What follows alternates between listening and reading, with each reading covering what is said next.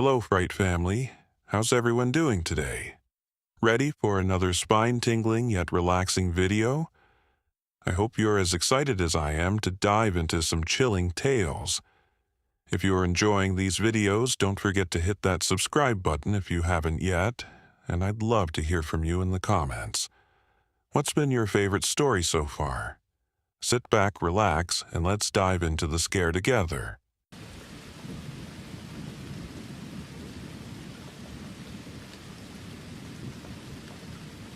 Growing up in the same neighborhood your whole life, you get to know the people in the place really well. But what happened one night made me seriously consider moving out. I lived in this neighborhood from elementary school through college. It was close to everything I needed, with friendly neighbors and 3 nice parks just around the corner. One of our neighbors, we'll call them the Smiths, was an older couple who mostly kept to themselves. Their house was a 2-story that sat higher up than ours, so from their backyard you could look right into ours. Sometimes, late at night, I'd get a strange feeling when I'd let my dog out and see Mrs. Smith standing in her backyard in the dark, just staring. I'd call out to her, asking if she was okay, but she never responded. Occasionally, I'd see Mr. Smith gently guide her back inside, and I assumed it was something like memory issues that caused her to wander out like that. In 2016, not long after the first Deadpool movie was released, Mrs. Smith passed away, and her husband followed soon after. Their house went up for sale, but it sat on the market for months. Without the Smiths there, the place felt strange to me.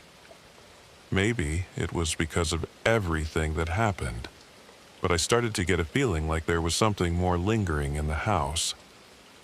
Then one night, something happened that I still think about to this day. My little brother was out with his friends, like usual, and I'd fallen asleep watching TV.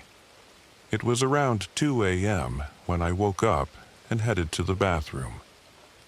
As I passed the living room, I saw my brother sitting there, visibly shaken and crying, his face pale.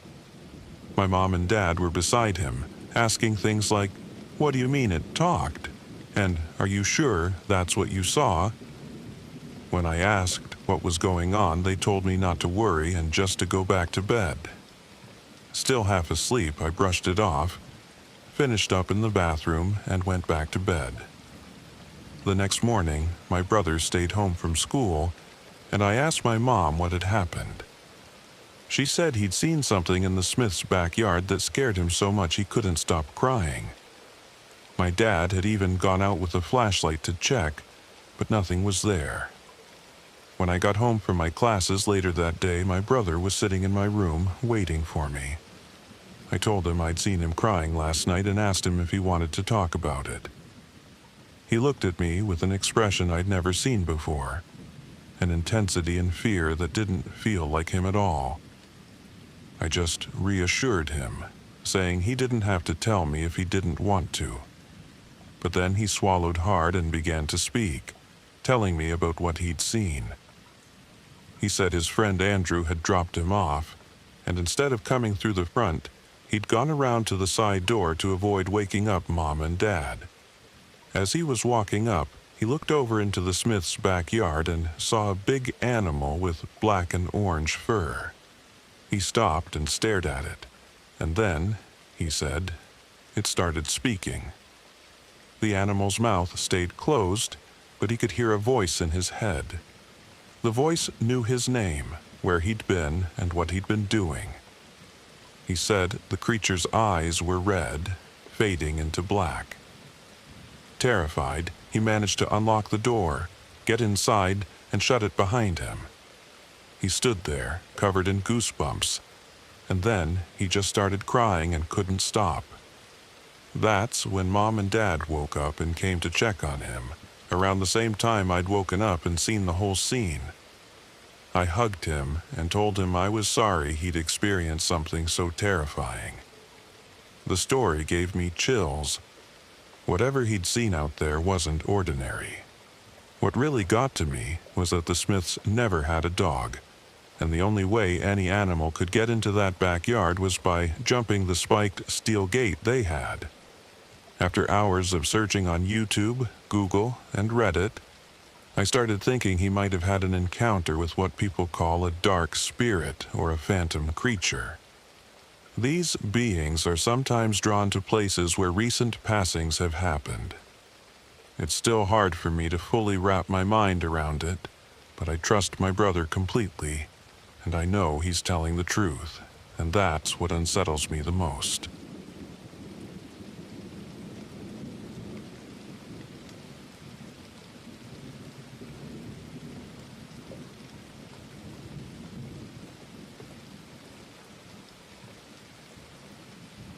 I'm not exactly sure what I saw out there, but whatever it was, it decided to let me go, and for that, I'm beyond grateful. I'm the type who loves exploring the woods, especially at night. Sometimes, if I can't sleep, I'll head out to build survival shelters or just take in the quiet of the night. I live in a small town in southern Minnesota, surrounded by clusters of woods and prairie patches. Our biggest forest area is about a 30-minute drive out and covers nearly 1,000 acres, but last night I stayed closer to home. For a bit of context, I'm 6 feet 2 inches, part Native American, and usually love the thrill of being out in nature alone, whether that's a dark forest, open prairie, or an empty part of town. So, trust me when I say I'm not easily spooked. Anyway, last night I couldn't get to sleep. Probably because I was excited about a date I have lined up. So, I decided to take a walk in the nearby nature park, just to burn off some energy. Like always, I took my phone, a few tools, and my BB gun with me, just in case I ran into any animals or suspicious people. As I was making my way down the trail, everything felt off. It was eerily silent. I could hear only the wind in the trees, the soft sprinkle of rain, and the crunch of my own footsteps. At first, I didn't think much of it. I'm used to silence out there sometimes, but then I started to feel like something was watching me. That's when I thought, maybe I'm walking into a predator's territory. And I slowed down a little, trying to listen. A couple of faint bird calls from a distance broke the silence, which was a small comfort. I kept moving toward my hidden campsite, taking it slower than usual, scanning the woods with every step. Then, off to my left, I noticed movement, something big. My instincts kicked in immediately, and I reached for one of my knives, gripping my backpack tightly in my other hand. Usually, if you don't bother things in the woods, they'll leave you alone. So, I kept my pace, cautiously moving forward. Another 40 yards or so, and I finally got a decent look. Whatever it was taller than me, and I was standing on ground that was at least 10 feet higher than it. Its eyes met mine, and I felt an intense wave of unease. This wasn't a chance encounter, it was watching me, sizing me up, and there was a strange understanding that I was not welcome. The woods were dead silent except for my footsteps and the occasional snap of branches underfoot. But then, from somewhere close by, I heard this deep, rhythmic thud, thud, thud coming from the right. My gut told me I had to go, and fast. I dropped my knife and pack to lighten the load and started backing away slowly, keeping my eyes on the creature. I made it to the edge of the prairie, and that's when I turned to walk away. About 10 seconds later, I heard a loud, bone-chilling call, like nothing I'd ever heard before. It sounded almost like a warning. I turned, and there they were, 3 of them, standing together, all looking at me. It was like they were making sure I knew I'd crossed a line. I kept backing up until I was close to my dirt bike, climbed on, and got out of there as fast as I could. My heart was still pounding as I sped down the path, leaving the forest behind. Only later did I realize just how close I might have come to real danger. I'd only noticed 2 of them at first, and it was clear they were skilled at staying hidden until they wanted to be seen. Looking back, I'm grateful they decided to let me go, because it felt like a close call. They could have surrounded me before I'd even realized it. So, if you're planning to head out on Halloween night for a little thrill in the woods, keep your eyes open and trust your instincts. You never know who or what might be watching from the shadows.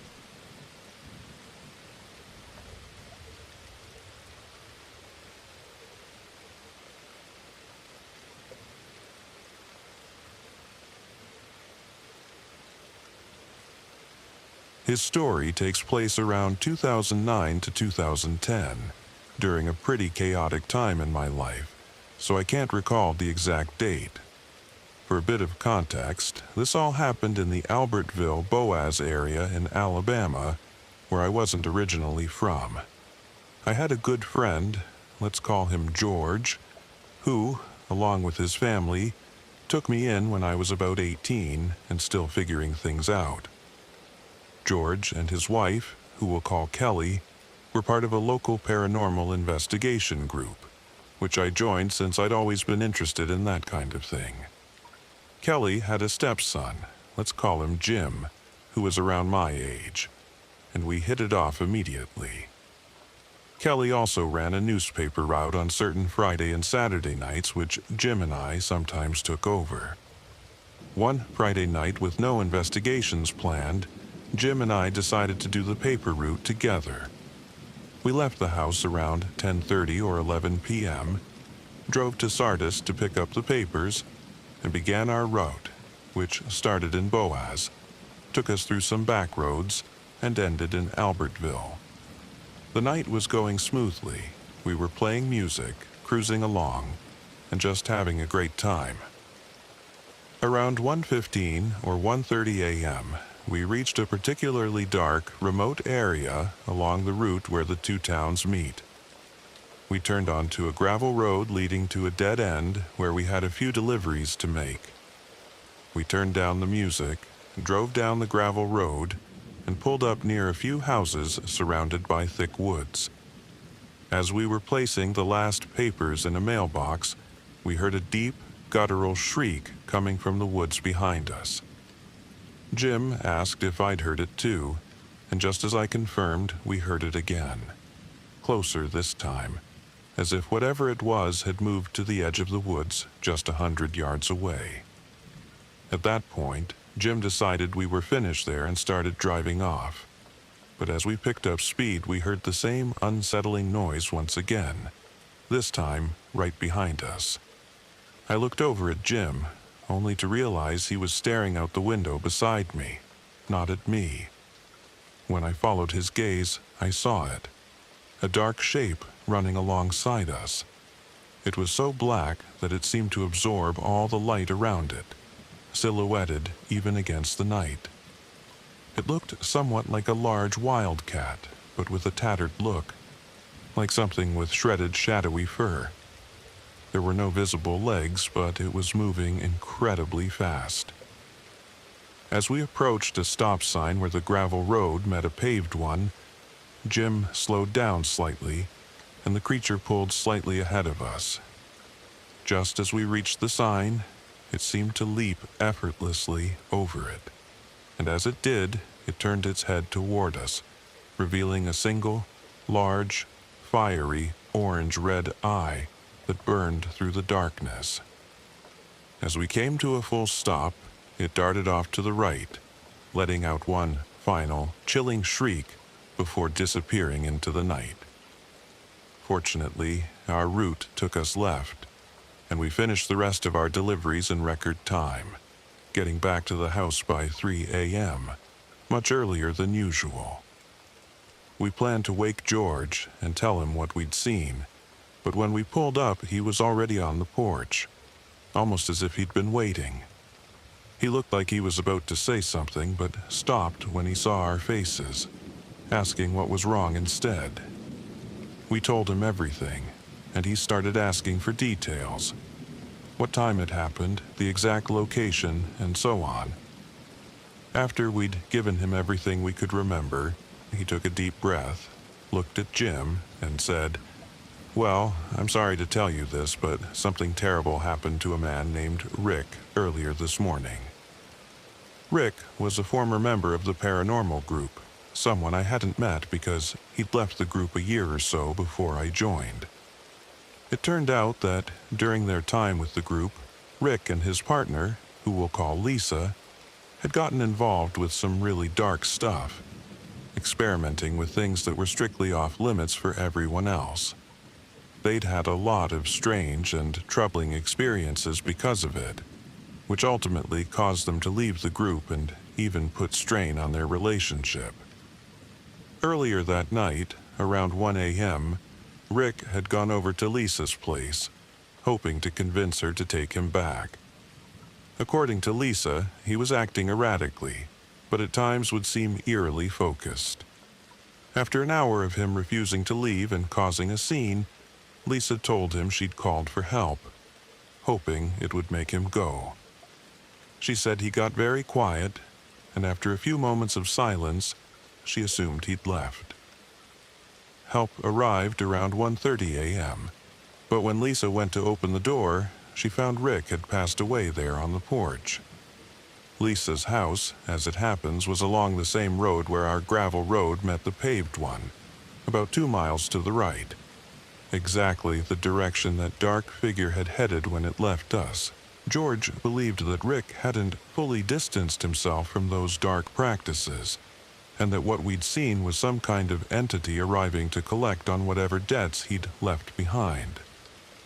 I've had a few strange experiences in my life, but this one remains one of the most unforgettable.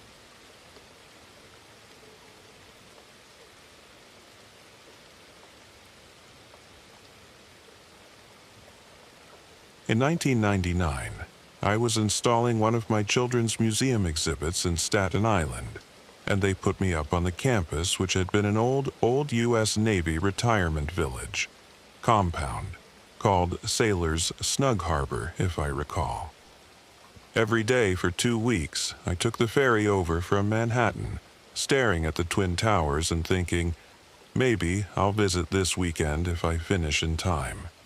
Anyway, I was given the use of a retired admiral rank house, a standalone brick Georgian, circa 1835. The large campus had several civic buildings for the residents, the library, a grand hall, parade grounds, and of course a large hospital and graveyard. After all, this was the final port of call for our men in blue.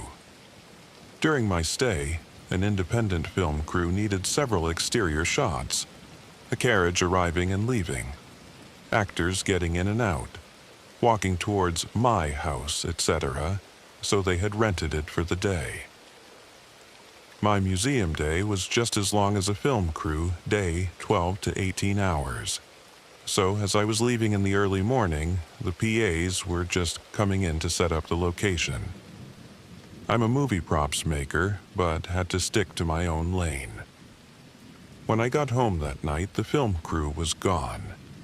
In and out, just like they promised, and I was $100 richer, despite it not being my house at all.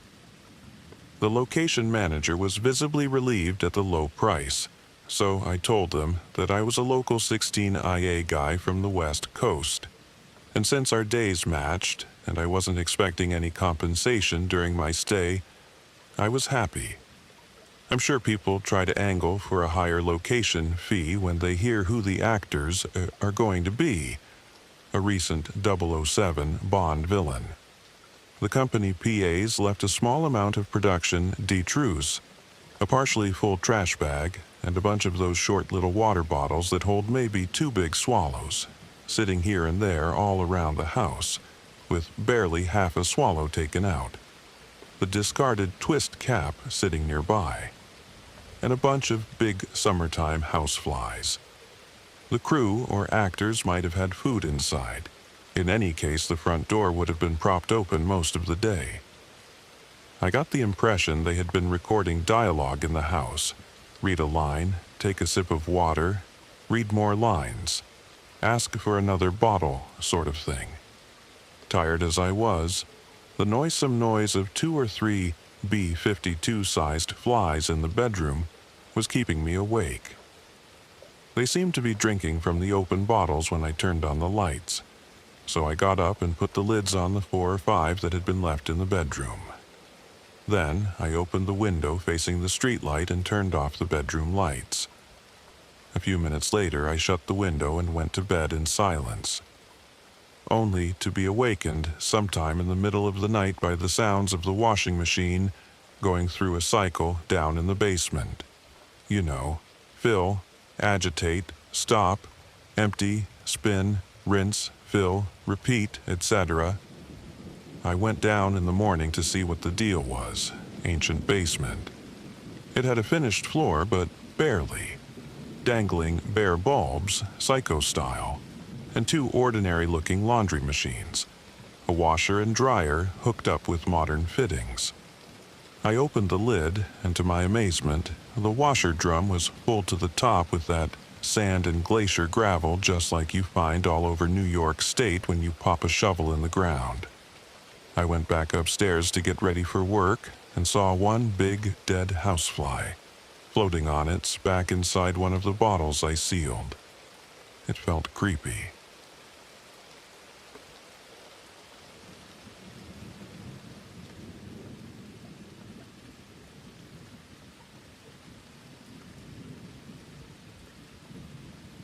One night, my uncle decided to stop by his favorite local bar after a long week of work. It was one of those dimly lit, cozy places where the bartender knew most of the regulars by name and even remembered their usual orders. My uncle wasn't particularly looking for company. He just wanted a drink and a bit of time to unwind. But as he sat down at the bar, a man beside him struck up a conversation. The man seemed genuinely friendly and easygoing. He was well-spoken, charming in a subtle way, and had an easy smile that made my uncle feel at ease. They started talking about everything and anything that crossed their minds, from the weather to the latest sports scores, and even a little bit about their lives.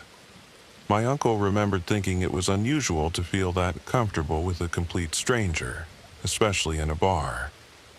But something about this man made him feel relaxed. Over the next few weeks, they bumped into each other again at the bar a few more times. Each time they would chat, sometimes for hours, sharing stories, laughing at jokes, and occasionally opening up about life's struggles and dreams.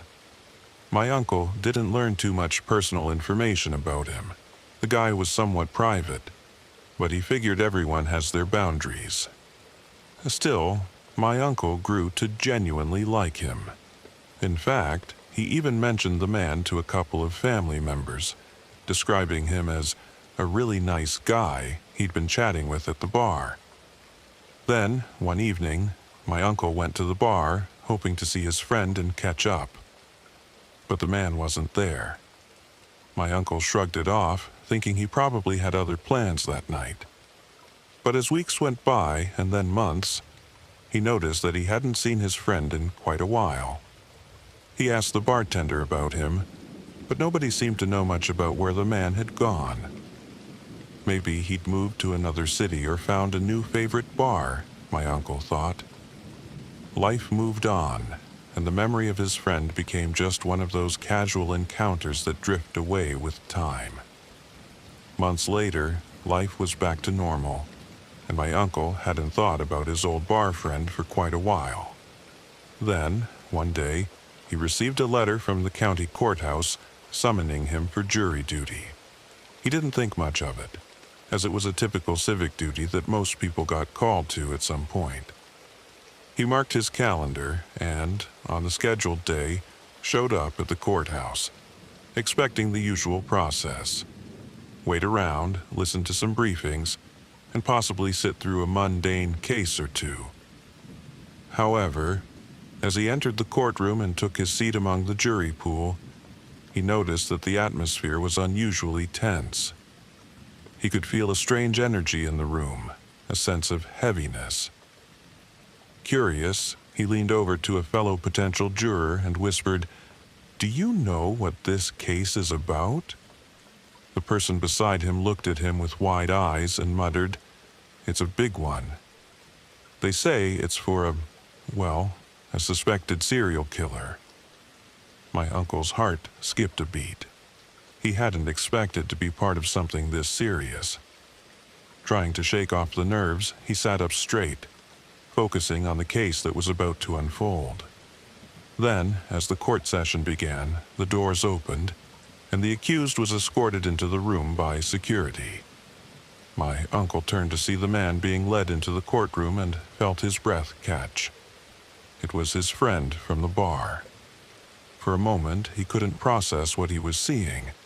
He stared in shock, trying to reconcile the friendly face he knew with the gravity of the accusations that hung over the courtroom. How could it be the same person? The man who had laughed with him, shared stories with him, and seemed so normal, so nice, was now standing accused of unthinkable crimes. As the trial began, the details of the case were laid out in excruciating detail. My uncle sat in disbelief as he listened to the charges, the evidence, and the accounts of people who had crossed paths with this man in much darker circumstances. Bit by bit, the image of his friendly bar acquaintance was replaced with a stranger, a figure capable of acts that went beyond anything he could have ever imagined. The experience left him shaken to his core. Even after the trial was over and he went back to his normal routine, the memory lingered.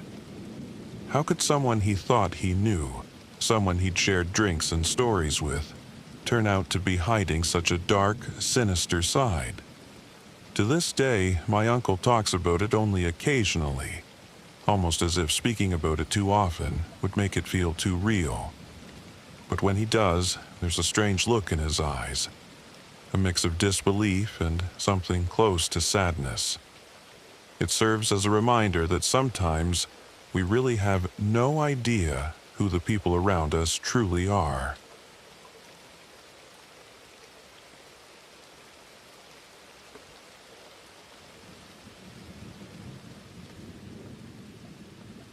The invitation came in the form of a small, worn-out envelope, with my name scrawled across it in a handwriting that seemed oddly unfamiliar, yet somehow comforting.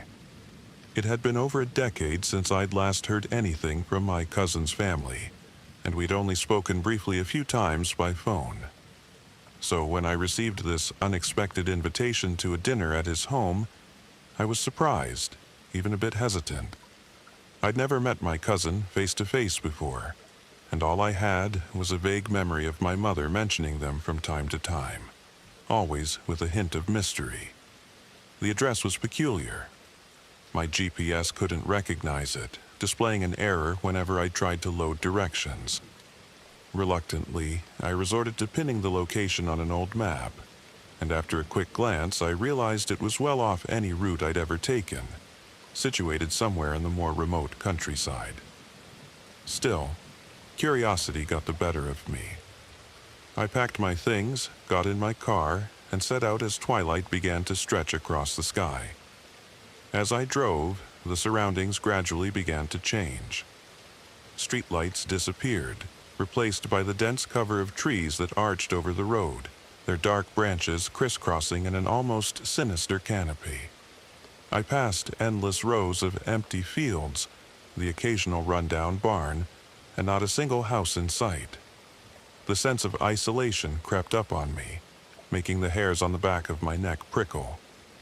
I glanced at my phone, still no signal. The silence of the countryside was unnerving, broken only by the soft hum of my car's engine. "Where the hell am I going?" I muttered, casting a wary glance around.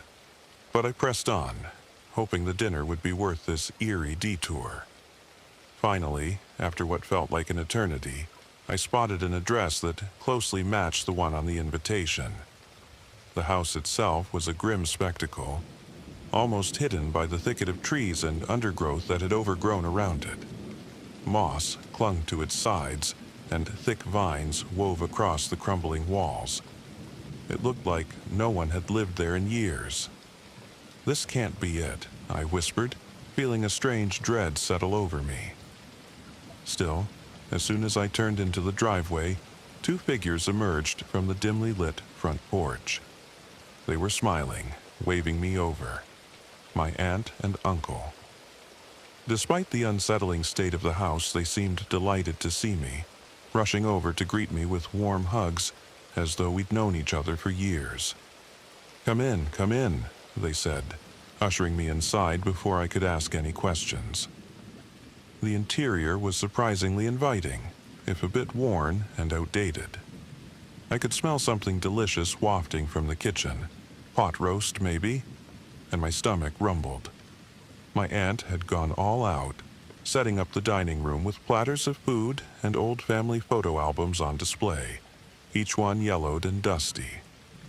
They invited me to sit, and as we waited for my cousin, who they said had run a few errands, we chatted about family, catching up on years' worth of stories. They asked me about my mom, how she was doing, and reminisced about memories I didn't even know they had shared. At times, their knowledge of family details seemed oddly specific, as though they had been watching from afar all these years. I was put off, but chalked it up to the excitement of reconnecting. Dinner was surprisingly pleasant, and my aunt's cooking was incredible. We ate until I was stuffed, and afterward they suggested a game of Uno, pulling out an old, worn deck from the shelf. We played for hours, laughing and bantering, and as the sky darkened outside, I realized just how isolated we truly were. There wasn't a sound beyond the walls. No distant hum of cars, no animals, just a dense silence that seemed to press in on the house. Eventually, I checked my watch. It was nearing 9 p.m. and my cousin still hadn't returned. I felt a creeping discomfort and decided it was time to head back. I politely told them I had to leave, explaining that I had work the next morning. The moment I said it, their expressions changed. My aunt gave me an almost pitying look. "You're not planning on driving back now, are you? It's dark, and these roads are tricky even in daylight." My uncle chimed in, looking visibly uneasy. "Stay the night. We have the guest room all made up for you. It's much safer." The insistence in their voices was unsettling, as if there was something they weren't telling me. I forced a smile and assured them that I could navigate my way back just fine, brushing off their worried glances. But when I stood up, they blocked my way, both of them now with pleading expressions. "Please," my aunt whispered. "You don't know what's out there. It's not safe to leave now." A strange chill ran down my spine, and a sense of urgency flared within me. I couldn't explain it, but something felt off. These people, though polite and familiar, seemed almost desperate to keep me there. It was as if they had been waiting for something. Waiting for me. With a tight smile, I nodded and pretended to relent. "Fine, I'll stay," I said, watching their expressions soften with relief. But as soon as they went to fetch the bedding, I darted out the front door, slipping quietly into my car and starting the engine. The wheels crunched over the gravel as I tore out of the driveway, my hands shaking as I gripped the steering wheel. The house, with its dark windows and shadowed corners, disappeared quickly in my rearview mirror, swallowed up by the night. Driving out of that desolate area was just as difficult as getting there. I was lost for what felt like hours, retracing routes, narrowly avoiding trees that loomed like shadowy figures on either side of the narrow road. At last, a familiar road sign appeared, and I sped up, feeling a wave of relief as I finally left that dreadful place behind.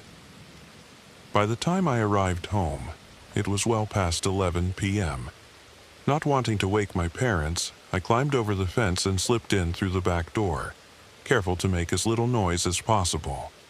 But as soon as I stepped into the kitchen, I froze. The lights were on, and there was my mom, sitting at the table, arms crossed and a deeply concerned expression on her face. "Where were you?" she asked, her voice tight with worry. I blinked, confused. I was at Aunt Deborah's house. You knew this. They invited me for dinner. Her face paled. Aunt Deborah called hours ago, she whispered. She said you never showed up.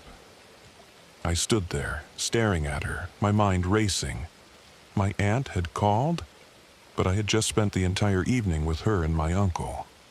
I had eaten their food, sat at their table, laughed and played games in their old creaky house.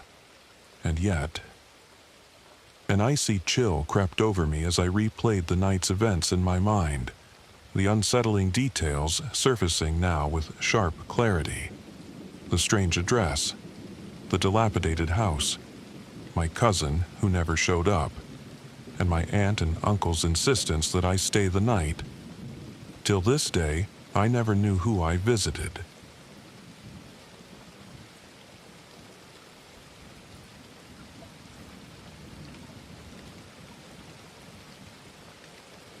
It was a rainy Saturday night. I was out in a restaurant with some friends having a great time. It was almost midnight and we had to leave.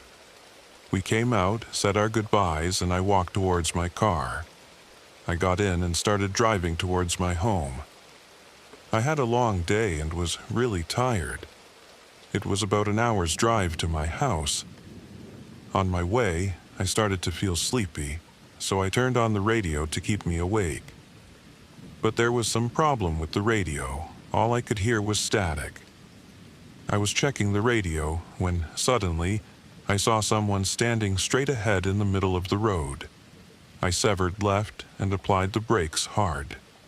The car screeched to a stop. I got out of the car to check, but there was no one there. I looked around where I saw the person standing, but there was no one to be seen around. No person, no tire marks, no indication that anything happened. I thought that my mind was playing tricks on me. I was just really sleepy. I went back to my car, checked the car. Everything seemed to be working except the radio. I was a little shaky after that incident and went on to drive slowly towards my home. I reached home at 1 a.m. Just as I got in, my phone rang. It was Andy, one of the friends with whom I was having dinner earlier tonight. He sounded worried, and he said that he was calling to check that I reached home safely or not. I told him that I was okay and asked what the matter was. He sounded confused and scared. He told that while driving home on the way he saw a guy who looked just like me standing there in the middle of the road. He thought that he had hit me with his car, but when he went out to see, there was no one there. That was very weird. I said that even I experienced the same thing. He said that he had called the other two friends too, and even they saw something similar. He started to panic. I told him not to think about it too much right now and just go to bed. We'll figure this out tomorrow. After the call, I took a nice hot shower and then went to bed.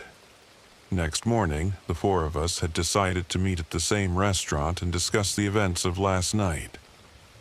I reached there early, only to see that the restaurant had been burned down to the ground. The entire place had just been completely destroyed by the fire. There were paramedics and firemen checking for any survivors and trying to get the dead bodies out. I saw an onlooker standing at the side or the road and went up to him to ask what had happened there. He told that there was a fire last night, a big one. No one survived. All the people were trapped inside the building. No one could call the fire department as all the phone lines were destroyed. The fire engines and the paramedics came in the morning when everyone was already dead. I felt that was very strange, as we had just had dinner there last night. I went towards the road to wait for my friends. As I was going, I saw one of the paramedics taking a dead body out. It was charred, but somehow the face looked familiar. I looked closer and then I remembered where I had seen him. I was talking to him a couple minutes ago. I turned back to see, but he was gone. I started freaking out, thinking that Did I really see a ghost? The paramedic placed the dead body next to another one. Coincidentally, it also looked familiar. To my surprise, this was the person who I'd seen last night, the one I thought that I almost hit with my car. But from his wounds, it looked like he had died there in the fire too. My head was starting to spin. What was going on? It was as if suddenly I was seeing ghosts everywhere. By this time, my friend Andy reached there too and was shocked to see the place burned down. "How is that even possible?" he said. "We were almost the last ones out of here, and the owner said that they had to close the place." "Yeah, I know. It is all very weird. This place burning down and me suddenly seeing ghosts everywhere." "What ghosts?" Andy asked. I told him about the dead bodies lying there and how I had seen the same guy last night and then today morning too. "That is strange," Andy said. "I did not see any ghost, but I remember seeing you last night in front of my car." Just as he spoke those words, I saw the paramedics carry out 4 more bodies: Andy, me, and our 2 other friends. All 4 were burned. I looked at Andy, then at my burned and lifeless body, being carried away right in front of my eyes.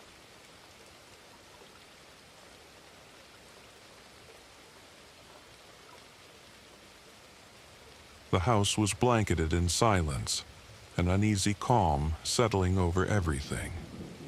My husband had left a while ago, just to pick up a few things he'd forgotten, and I'd been waiting for him to come back. I'd tried to distract myself, reading on the couch, but the ticking of the clock seemed louder than usual, filling the empty space. I kept glancing at the door, hoping he'd return soon. He was taking longer than I expected.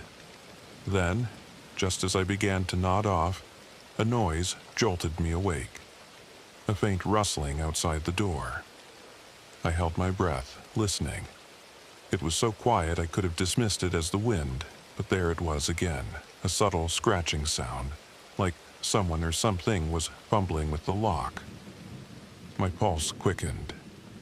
I told myself it was probably nothing, that I was being paranoid. But as I sat up, the sound grew louder, now unmistakably deliberate, as though someone was testing the lock, pushing against it, trying to get in. Fear prickled up my spine, and without thinking, I darted into the bedroom and slipped into the closet, pulling the door almost closed, but leaving a tiny crack to see through. I crouched low, willing my breath to steady, listening for any movement.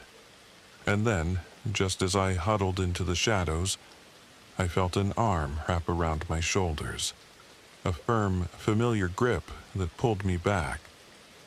I almost screamed, but then relief flooded over me. It was my husband. He must have come in quietly, heard the same noises I had, and slipped into the closet to hide with me.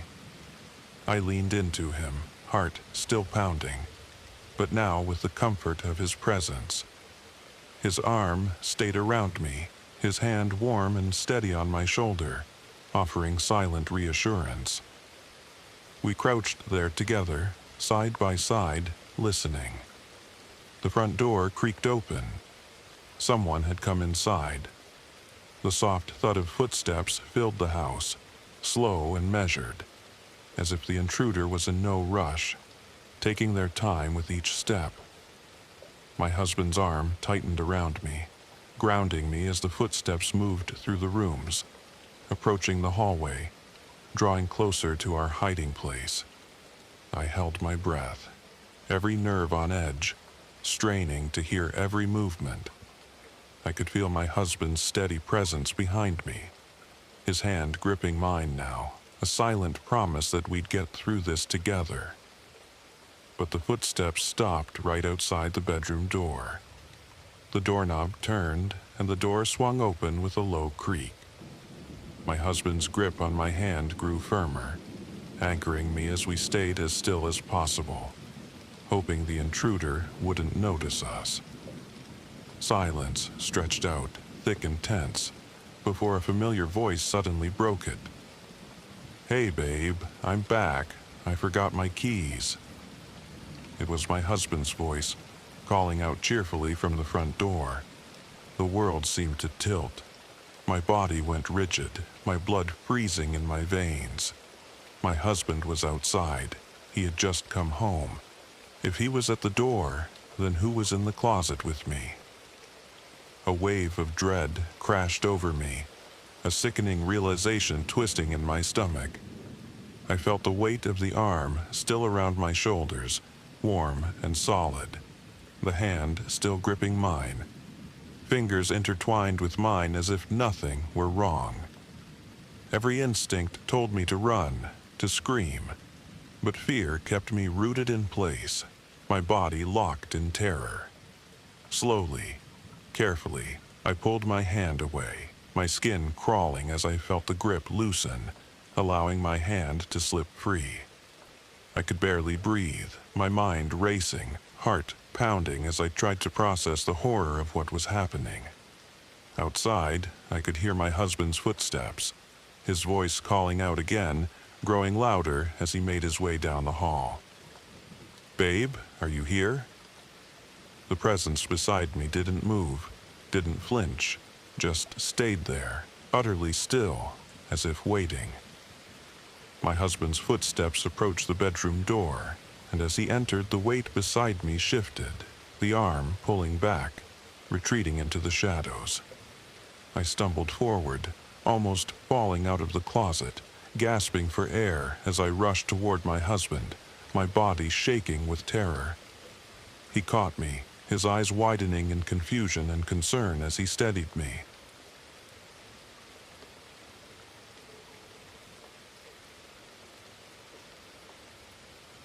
"You must remain in the room while I dine," he told me 3 years ago. "But face the wall and do not turn around until I've eaten every last crumb." I nodded. I will tell you when I've finished," he interrupted, anticipating my question. When I made the mistake of breaking his only rule, I saw something terrifying. I can't reveal this figure's identity, safety reasons. I've been lying low since February, hoping never to encounter him again.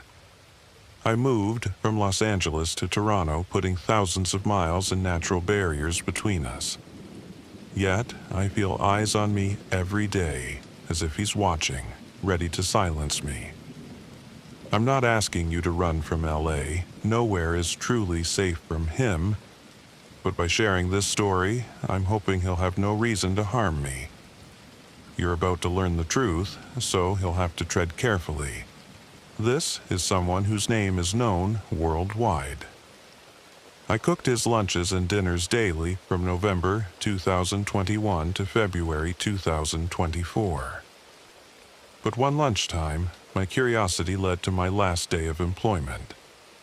The meal was simple: a flatbread topped with spring onions, chili flakes, and feta. A modest lunch for a modest man. Nothing extravagant, nothing strange. I don't know why I looked. For 3 years, I'd followed his only rule without question. He paid a small fortune, so I never dreamed of breaking it, until that one ordinary day in late February. I placed the flatbread on the table, then stood at the counter focusing on the wall ahead, waiting while he ate. The sounds he made were unsettling. Smacks, slurps, crunches, louder and more intense than usual. I've never had an issue with the sounds of people eating, but this was different. This sounded like more than one person. Sometimes I could swear I heard faint, far-off voices, almost like a conversation, muttering about places and times long past. This tells us, in the mountains of Malaysia, 400 years ago.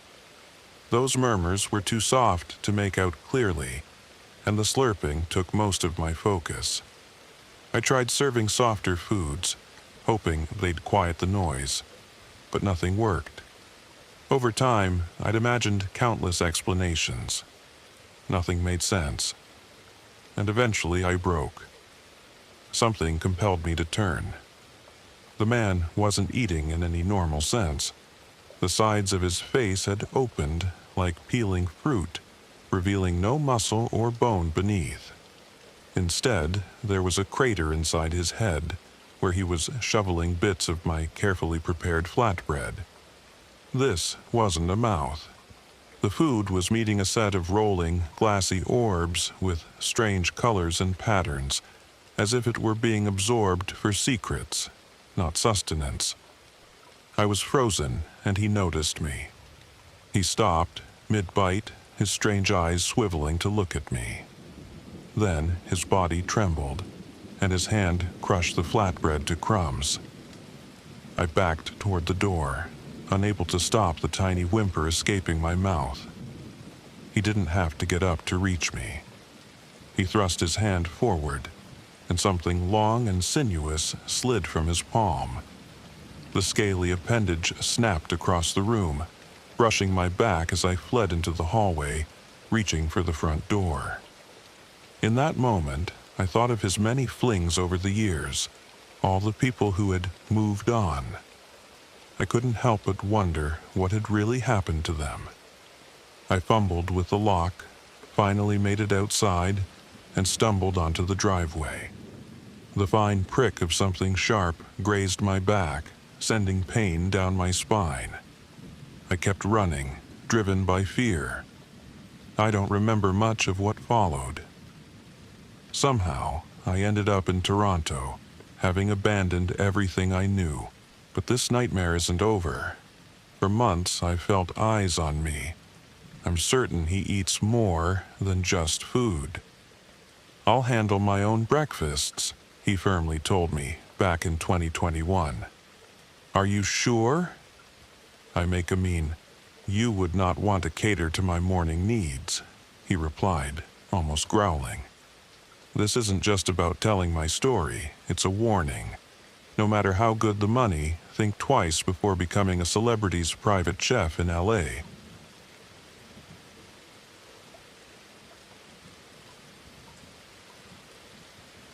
The snow fell quietly, blanketing the small rural town of Bleak Screams in a thick, unbroken sheet.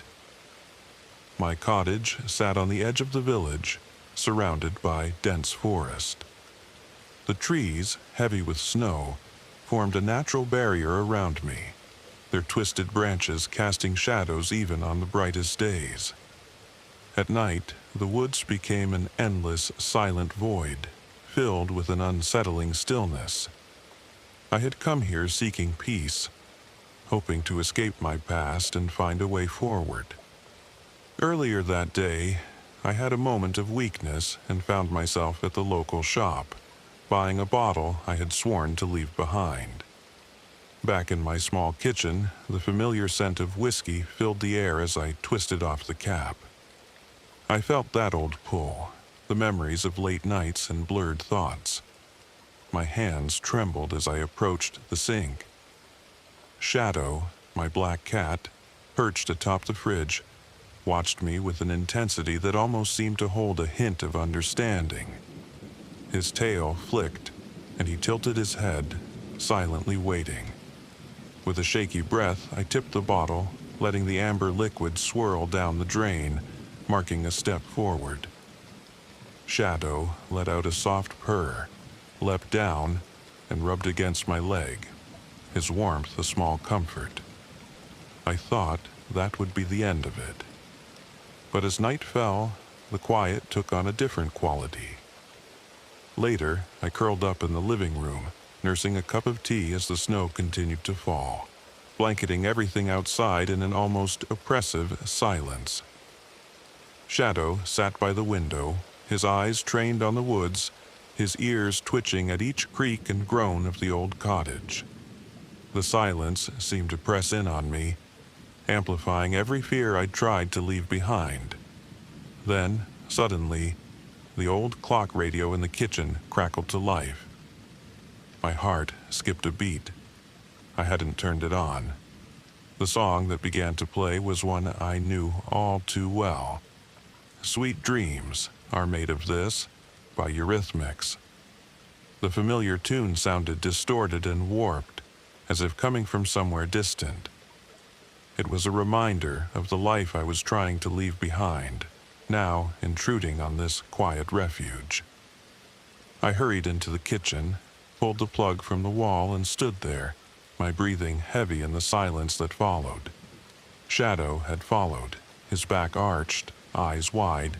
The air felt thick, an invisible weight pressing down on us. Then came a sound. Tap, tap, tap. It came from the living room window. The forest bordered that side of the house, and I imagined something hidden in the trees, watching. I whispered to myself, "It's just the wind." But Shadow didn't seem convinced. He hissed, his fur bristling, before darting under the couch. The tapping grew louder, moving toward the back of the house.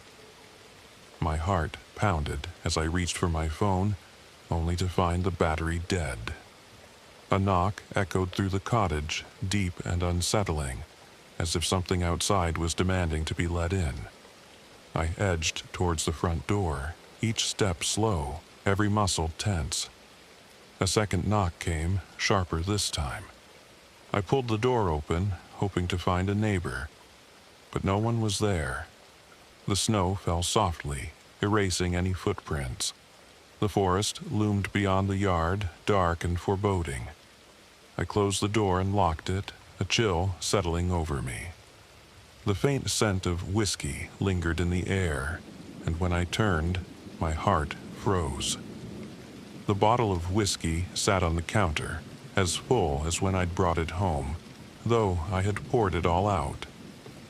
A note was stuck to the glass, the words scrawled in jagged letters. "Drink me. Escape." My hands shook as panic crept in. The bottle felt like a ghost from my past, refusing to let me go. A voice, cold and insistent, whispered in my mind, "Just a taste." Escape. Shadow emerged from his hiding spot, his eyes wide and alert. I felt a surge of resolve.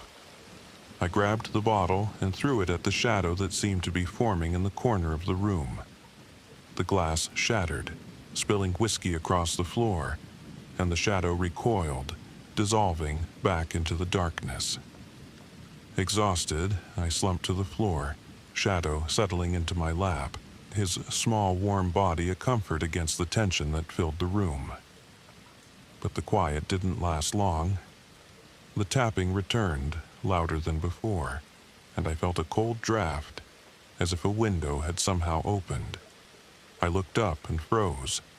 A tall, gaunt figure with hollow eyes stood in the doorway, his mouth twisted into a chilling smile.